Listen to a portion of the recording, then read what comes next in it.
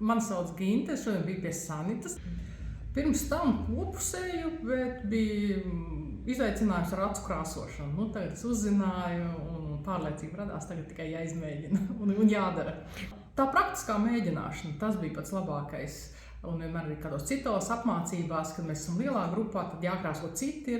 Man neinteresē citi pagaidām, un man gribās iemācīties pašai ar sevi tik galā. Tas man arī bija iespējams šoreiz. Atmosfēra bija ļoti laba, mums bija kundze 72 gados, tas ļoti mudināja un motivēja darboties.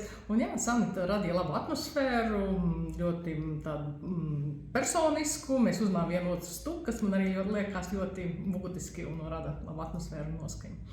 Noteikti es ieteiktu citām, un tieši tā es varētu atsaukties to kundzi 72 gados, teikt, ka visām dāmām ir jāprot krāsoties, un es arī savai draudzenei, es domāju, uzdāvināšu dzimšanas dienā, lai viņi noteikti nāk, un tā ir ļoti laba investīcija visām sievietēm sev.